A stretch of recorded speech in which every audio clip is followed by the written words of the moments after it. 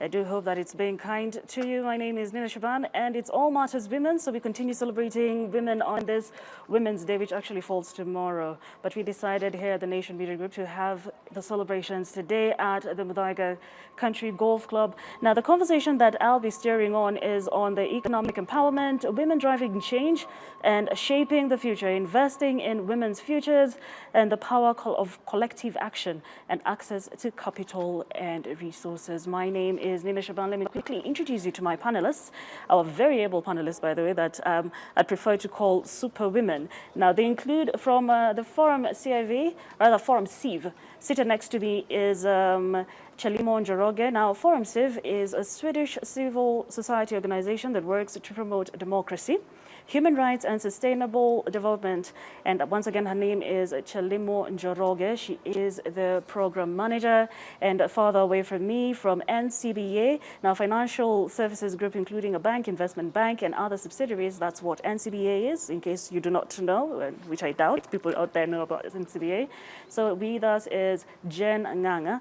Jen Nganga is the Deputy Director of Branch Business. Once again, my name is Nina Shaban. We'll be having one more person joining us through the interview from Jubilee Insurance, but since we're already here, let's kickstart our conversation. And I'd like to start off with looking at some few statistics. Now, according to statistics, 38% of women in Kenya are financially literate. Now, out of that 38%, 34% actually have access to financial services, and this is compared to 50% of men who actually have financial services, or rather they access financial services. So from where you sit, does this surface? Let's start with you, Chelimo.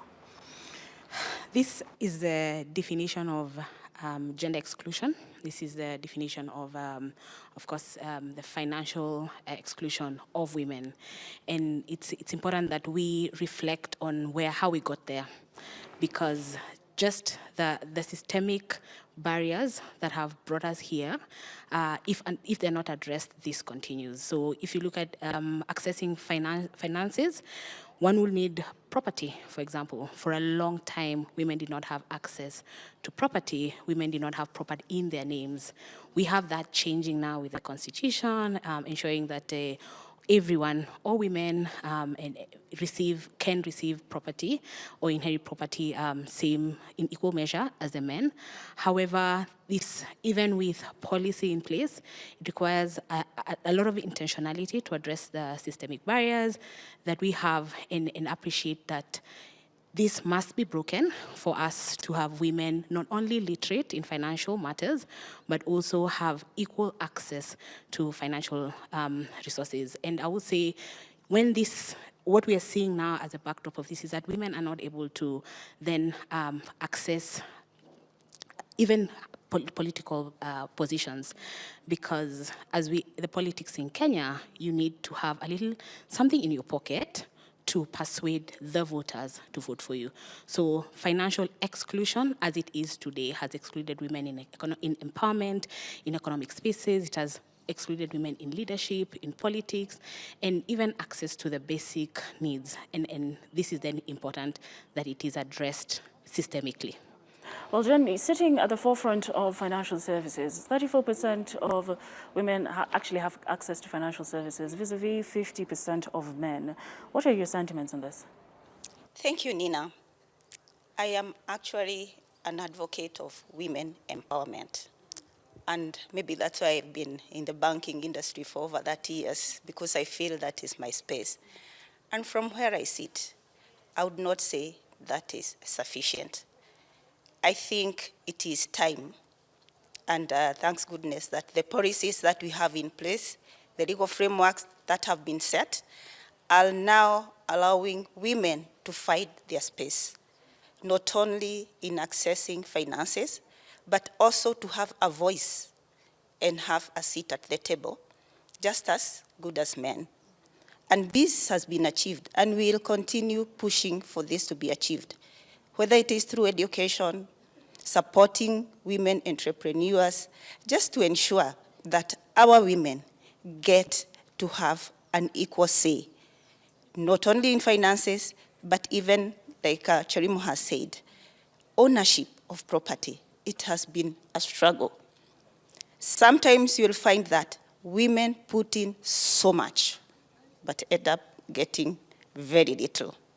So it is time that we supported our women, those who are in a position to do so, the organizations that are in a position to do so, they should go ahead.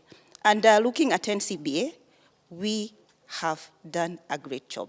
When it comes to the workforce at NCBA Bank, we are a split of 50-50.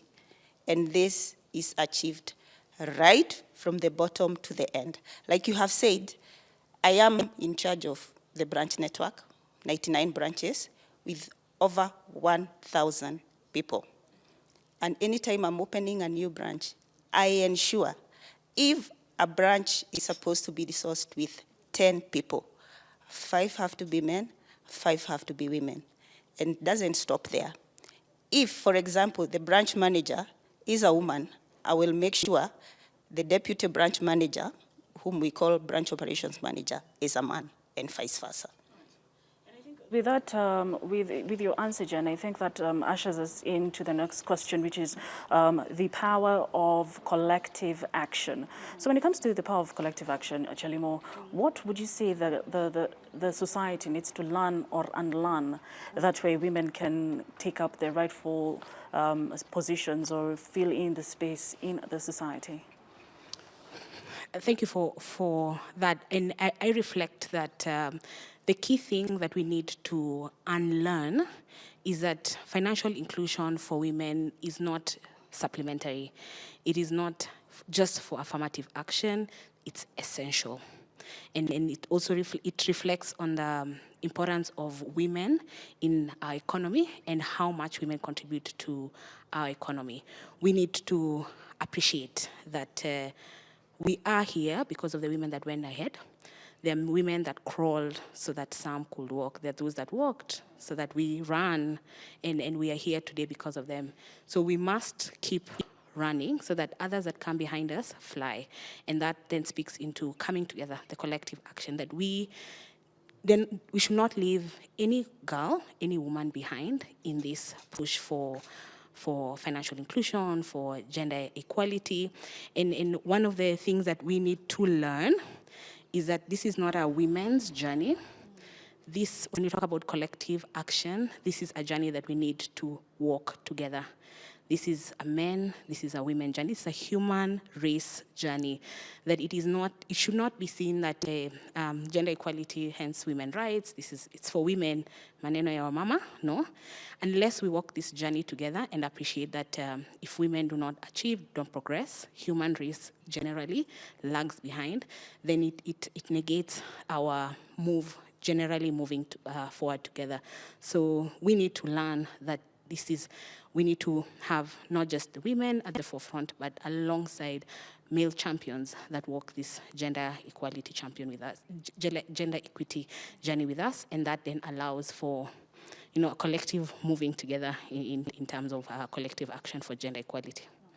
Now, just to give our audience some kind of example of what exactly we're talking about, before I check into the next question with you, Jane, when we say that women do not have access to finance, or when we take it back to matters, we do not, you'll find women do not even have land.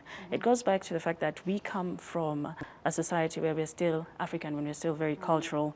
So back in the day, our mothers, parents, our grandparents were given, when a grandparent passes away, or when there's a will being written, that will is written with the son, or the men in that family are the ones who end up with inheritance, while women do not end up with inheritance. And that's why when a woman walks into a bank, like where Jane is, asking for, when the bank asks for collateral, it hinders every plan that this woman has when it comes to the plans of maybe having a business running.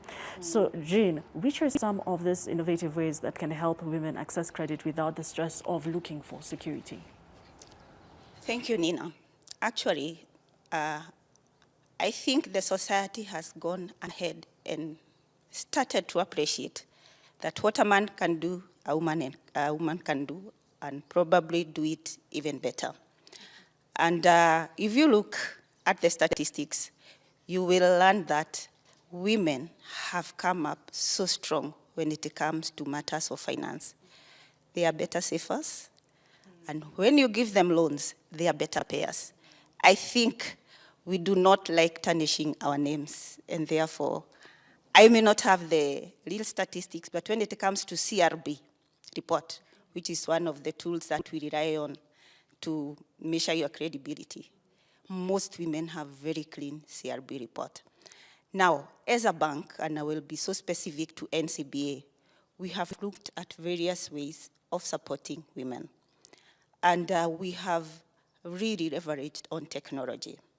And what we are doing, we use technology to help rate our customers. And most recently, we've come up with a product called Lending for All. We just key in your name is the system, and the system will rate you.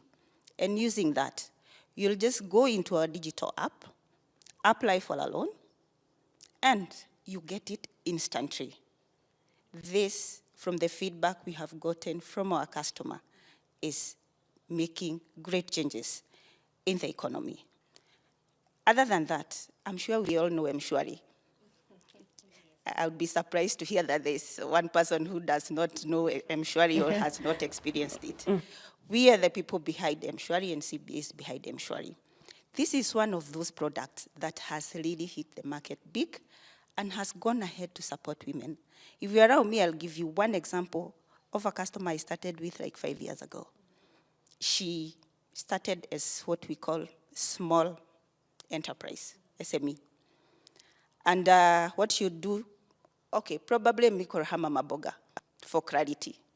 She would go to Wakulima market in the morning, maybe get 1 or 2 gunias of potatoes. When we educated her about M-Shwari, what she does, she'll wake up in the morning, at 3 a.m. she's at Marikiti, 4 a.m. she'll go into the app, get her 5,000, get her 2 gunias of potato, go to Kikuyu where she sells her wares, and by the end of the day, she has made her profit, she has paid back her M-Shwari, and she continues doing that. And that has come in handy for so many of them. Okay.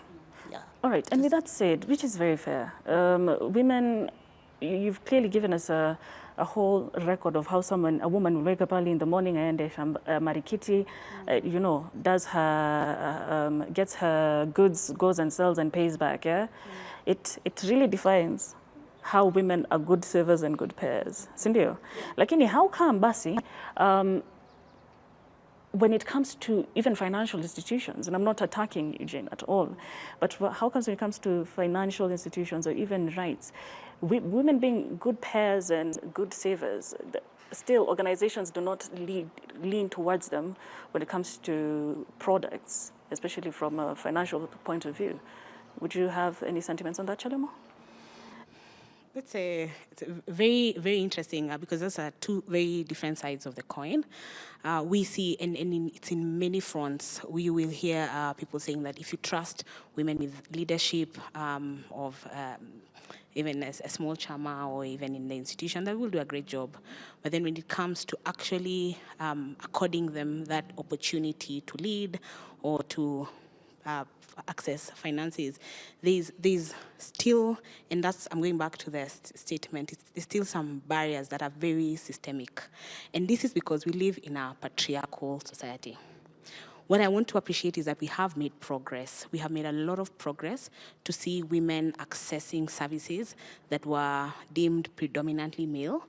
And because of the systemic barriers that we see in our country, it takes time. It takes time to get there. Women will, generally society will appreciate women in the spaces that they are, they lead or they provide different services, but they still have to fight tooth and nail to actually be accorded the opportunities to do that. So I reflect that this is definitely because of coming from a very patriarchal society, having some of the systemic issues that we see in our country. And I will reflect on what we do at FAMC, because we provide organizations, marginalized organizations that are working in marginalized communities, resources, finances to implement some of the projects in there. And we have been very intentional to identify women-founded, women-led organizations in these marginalized areas to provide funding for them to then continue to push the agenda, especially on gender equality, among other key issues forward. Because if we don't intentionally do that and have it as an open slate where this is competitive, then what that does, because of just a society where women have been seen for a long time as secondary, so they see themselves as secondary, then they will not intentionally, they could not, let me not say they will not, they could not intentionally compete for these opportunities. So I see progress, but I have to say that because of where we are as a society, there's still a lot of the barriers that we need to break to move beyond the patriarchy that is in our society today. Yeah, Nina, I can say confidently that we are not where we were 5 years ago. We have made significant strides, especially when it comes to empowering women financially. As NCBA, we have made very deliberate efforts and ensured that our women are getting all the support that they need. We have identified women entrepreneurs, and we have partnered with them in different ways. There's something we call social capital, which I would not want people to ignore. One of the things that has come in so handy when it comes to empowering our women entrepreneurs is where we put women or same-minded women together. Maybe call them for breakfast, all dinner, put them in a room, and then they share their experiences. And from that, those who are starters will learn from those who have done it and have succeeded. Let me give you an example. This week I've been in Eldoret, and one of our clients, whom we have grown with right from when she set up her small company, which she set from her house. She's now one of the big exporters, chili exporters in this company. And what she has done is she has gone ahead and identified a gap, a knowledge gap in people who have resources, but they do not know how to utilize them. And therefore, she has reached out unto us, NCBA. She's ready and willing to train women from her area, that whole area of Eldoret. However, these are women who have chunks of land, but they do not have the know-how, and they may not have the money to go and do the training, because for them to get to the level whereby they are going into agriculture, planting maybe the chili or the vegetables, the local vegetables that she's exporting, and she tells me she does not have enough suppliers. So what are we doing as a bank? We are going to support those women to come from wherever they are and learn at our cost. And then we shall set them free to go and do the farming with the support. She's called Margaret, and I have her permission to mention her name. She is the CEO of Maize Foods. She's doing a great job. And she has volunteered to help women from her area to get maybe not to the level where she is, but to start somewhere. And she's more than ready and willing to buy all the produce that they will be able to produce, export, and give them what is theirs. And as a bank, we will work with them. We will support them when it comes to being educated. And you see, this is not only about financial inclusion. Look at what has happened in the last few years. How many women were sitting in boards? Very few. But you see the legal frameworks that have been set in this country, and especially if we were to go back to the 2010 Constitution, the 1/3 rule, so many women have found their place in boards, in senior leaderships, and you see, their voice can be heard, and they are able to talk, and they are able to uplift those who are coming up. Yes, thank you. It's safe to say that we are not where we, even if we're not where we want to be at the moment, we are happy that we are not where we came from. Correct. We've made progress. All right, correct. So let's just take a very quick break and we shall be back with more.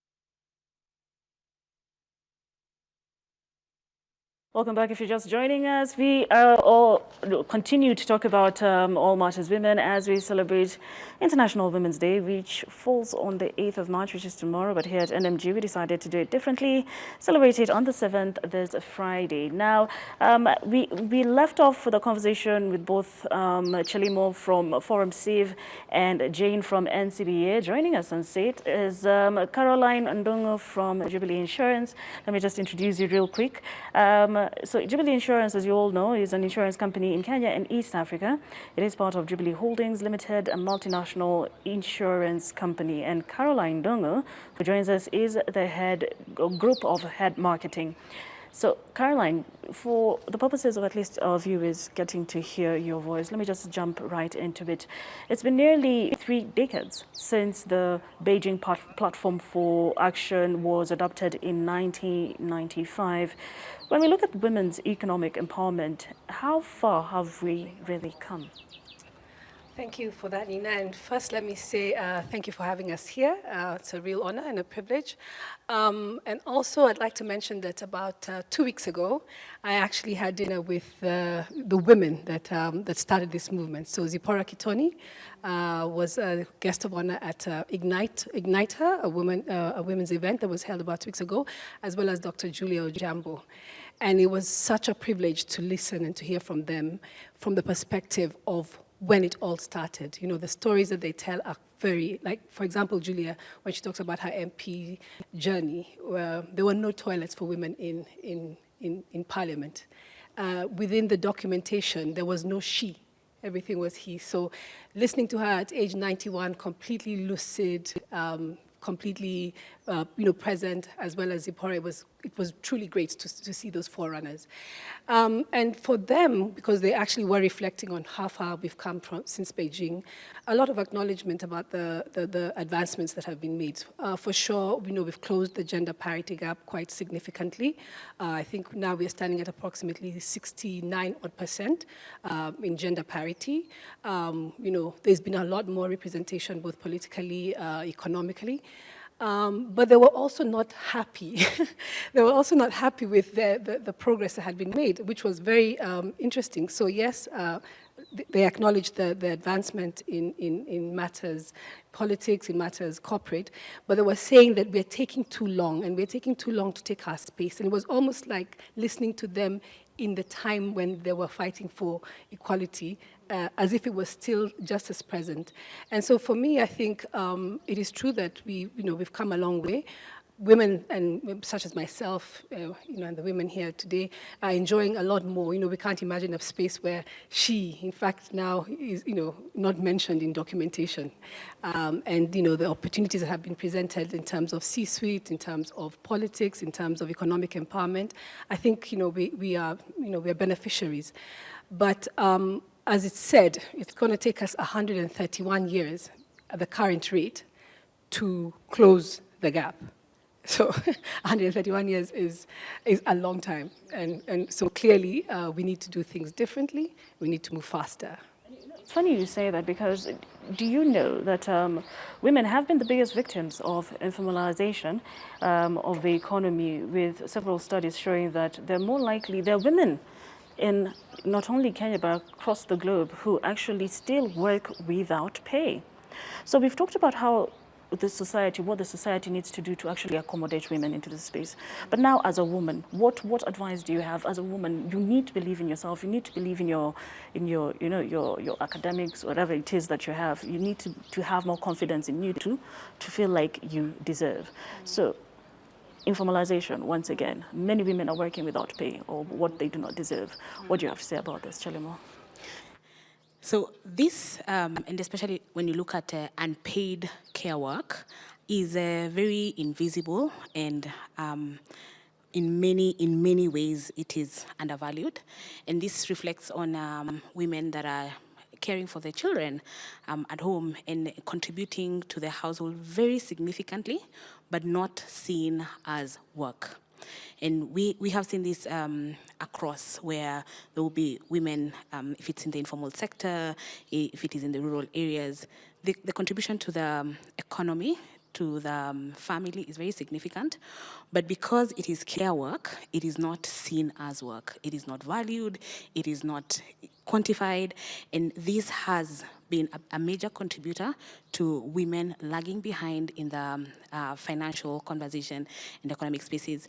And one of the things that we need to keep pushing is for not only distribution of burden, because I think that's important, but also policies that recognize care work and is able to tangibly quantify it and really recognize that it is not, there is beyond financial contribution to the family, that unpaid care work, as just one example, is very significant, and women have contributed significantly then to the economy, because without this, then even their male counterparts that they then take care of are not able to progress and do what they're doing if they did not have this support. But there are many perspectives. That's just one that I think is important to note. All right.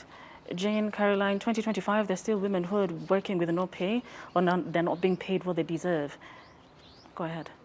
Yeah, looking at it, sometimes I would think it is about the policies and legal frameworks that we were using as a country. And not just as Kenya, because you have said it is globally, and I believe it is. But now looking at what has been laid down, I think we have fairer policies that can help women get their space at the table. And even if you are that woman who does not have a white-collar job, you are back there at home farming and taking care of the children, your effort should be recognized as such. Because left by itself, human beings are hard to change. There's still that belief that women are lesser beings and they're the ones who are supposed to do the heavy manual work, which ends up not having much pay. So we should step in and take affirmative action as leaders, as women, and support those who are upcoming. Support them in, taking their ideas up, because there are women out there who have great, great ideas in matters entrepreneurship. They start business and they thrive and they go all the way. Looking at some of the things we do in the bank, for those women who have been very disadvantaged because they do not have, like what we started with, security, we have something we call AGF, African Guarantee Fund, where you will come, you want to access facility, we will reach out. And there's also something we call AFAWA. AFAWA came up as a Pan-African action following a study that was done, and it showed that we had a 42 billion gap that women were facing in comparison to men when it came to access for funds. And using that, AFAWA means African Finance, affirmative action, affirmative finance action for women in Africa. And as NCBA, we use that a lot to de-risk the women that we are helping access funds. So you'll not come and we tell you, because you do not have security, that we will not give you a loan. We will reach out and we'll help you apply and show you how to go about it, so that then we are able to support you. And as women, we should be strong enough, support each other. And if you have a position, always remember, it is not a favor. You are there because you deserve to be there. Because when it comes to productivity, we are equally good. Thank you. I think on that one, I was very heartened by what I think the Supreme Court Justice Joki Dungu the other day, when they were talking about in the event of divorce. There's a whole discussion about the contribution you make in the marriage should be considered when now you're parting and you're dividing assets. And she was very articulate about what a woman's contribution is. So yes, it's true that the man may have brought money, but taking care of children, actually giving birth to them, taking care of the family, and basically keeping things together from a home front is something that she was very strong about as a contribution that will be computed, so that when we get into that situation, which, nobody wants to, but, life is what it is, that if my contribution as a woman will not be discounted because I didn't bring money, yet I was the enabler of everything else that has brought us as a family to where we are. And I really just have to say that it shocks me every single time when we say, when the perception is that women are like lesser than. Yet they're the carriers of life, they're the nurturers of life, how did we get to this position where the human being that is at the center of humanity is suddenly, relegated to how? It feels like there's something very wrong there that went wrong spiritually even, because this just doesn't make any sense. Yeah. There's a question that I asked both Chelimo and Jane before you joined us, and this is in regards to women have been known to be better savers when it comes to financial savings, yeah, and then also they're very good at paying their loans. They're better payers. So, but somehow, firms, be it insurance firms, be it financial institutions, they do not the products don't lean towards women. So, from where you sit, why do you think it's so? I think it's just part of that conspiracy I'm talking about. Because, for example, if you think about inheritance, which is one of the ways in which people acquire property, women have not necessarily been favored it goes through the patriarchy. So, land and what have you is being passed on from father to sons and so forth and so forth. So already you're starting from a societal, cultural perspective that is a bit skewed. And then, of course, that's augmented.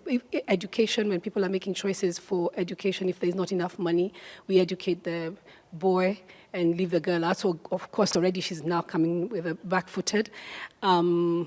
Expectations, societally, you're not expected to want to be the MD of SpaceX. I don't know.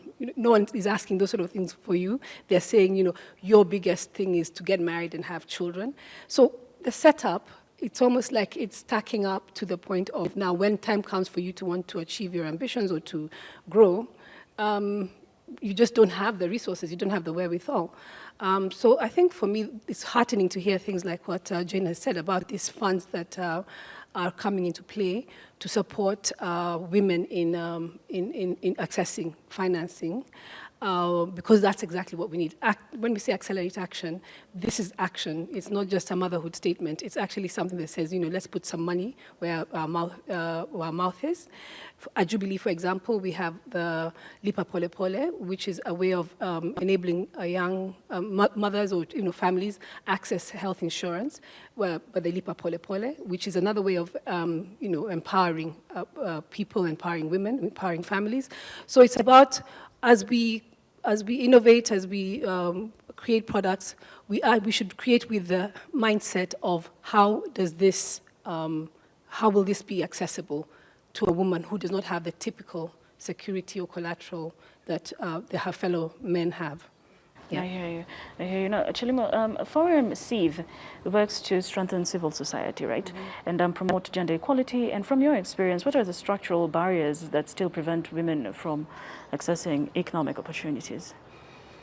There are very many deep-rooted structural barriers that then women have to, jump hurdles to access the opportunities that are there.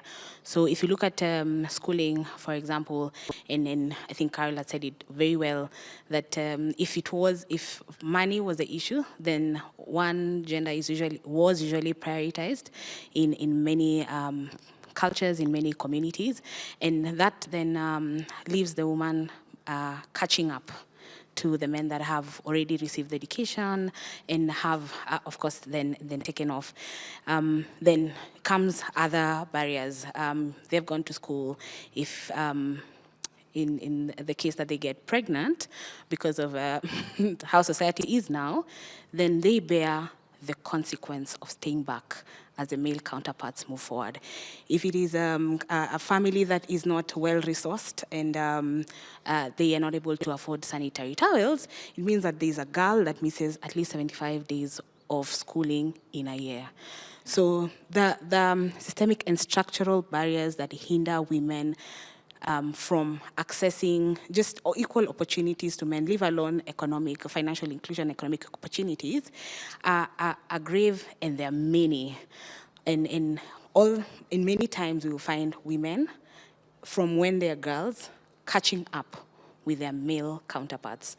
So when we see the efforts of affirmative action, these are key because then it allows women to find a higher footing in accessing the opportunities that are available. And allow me to also reflect on how then it is even in the civil society sector, where right now the funding instruments, funding mechanisms have really changed, even with new policies that are coming from many of the developed countries that provide funding to Kenya and other developing countries.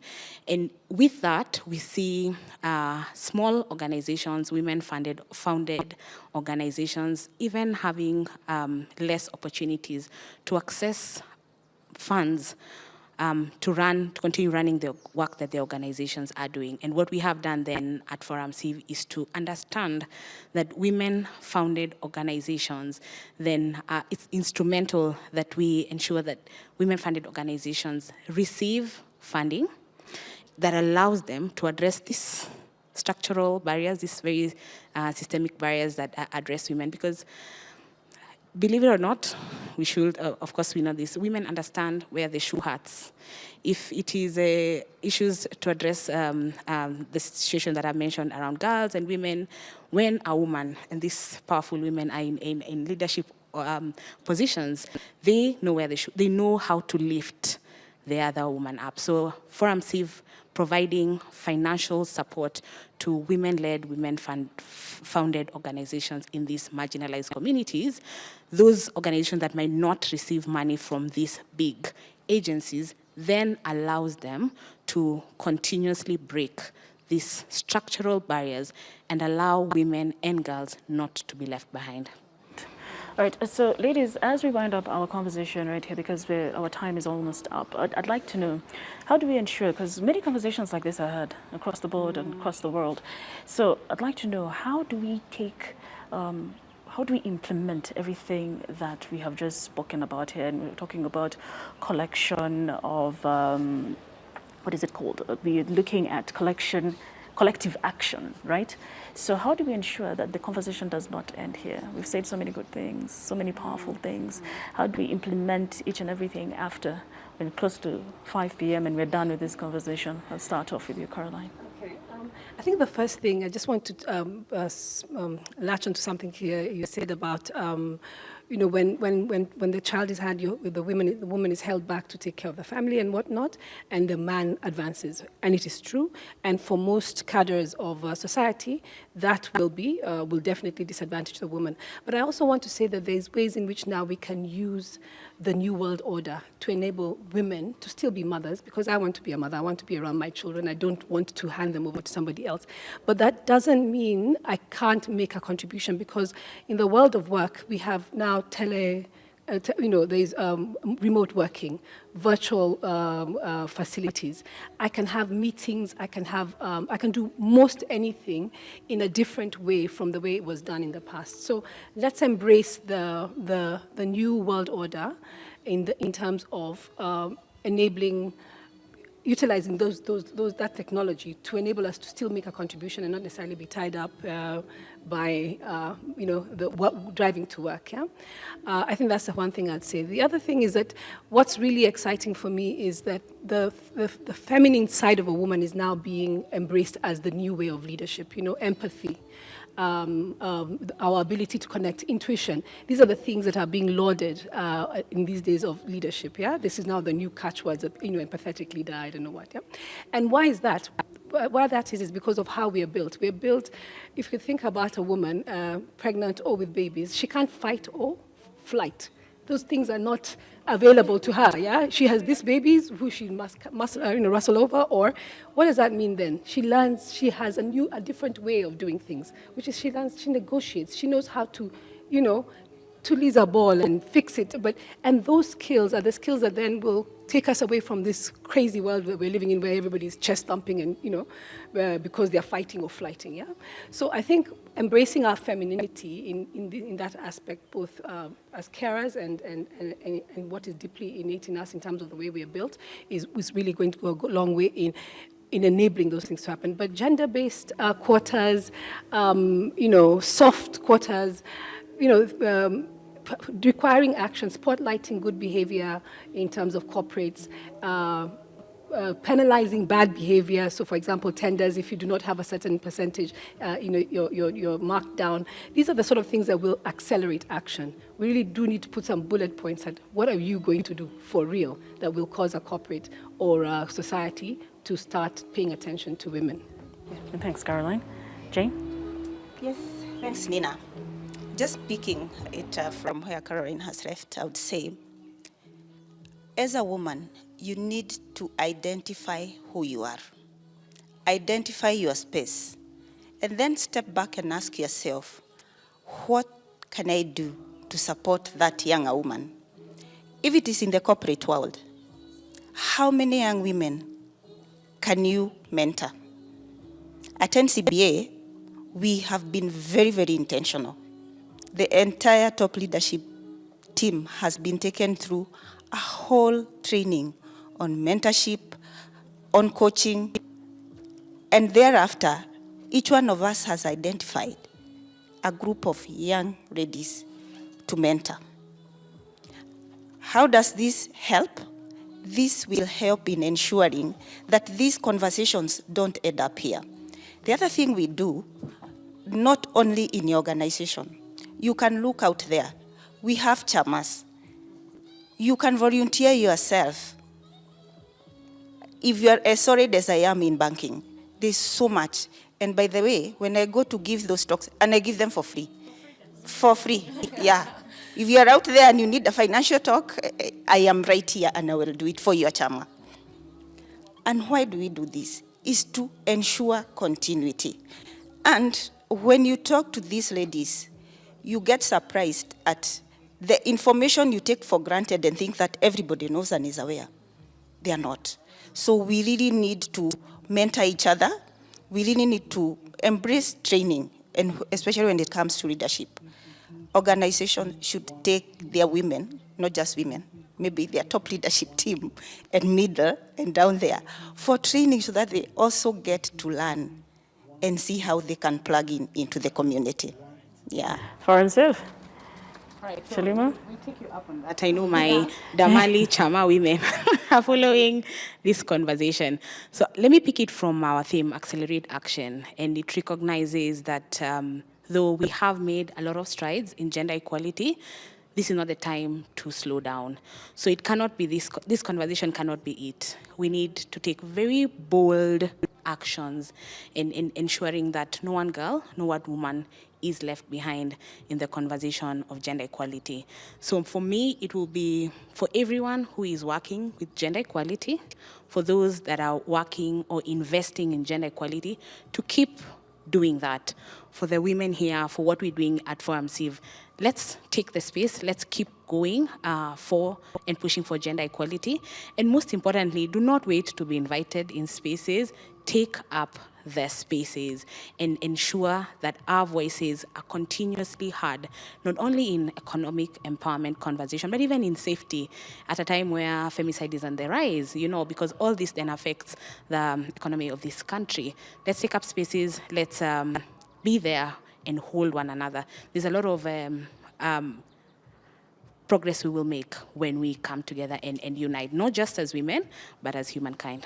Society, even, yeah? All right, thank you so much, ladies. We are a bit short of time. I wanted to come back to you and ask, who are you wishing happy International Women's Day? But we'll have to do that off camera. They're telling us we need to happy International Women's Day, exactly. So thank you so much for giving us your time. The conversation was on economic empowerment, women driving change and shaping the future, investing in women's futures, and the power of collective action and access to capital and resources. Farthest away from me is Caroline Ndongov, who is the Group Head Marketing at Jubilee Insurance. Thank you so much. And then we we have Jen Nganga, who's the Deputy Director of Branch Business at NCBA. Thank you, my dear. And lastly, close to me is from Forum CEV, and this is Chalimon Joroge, who is a Program Manager there. My name is Nina Shaban. It was definitely an honor to host this particular conversation, and I'd like to wish all women out there, from my panelists and I, we wish you all a happy International Women's Day. Thank you. Thank you.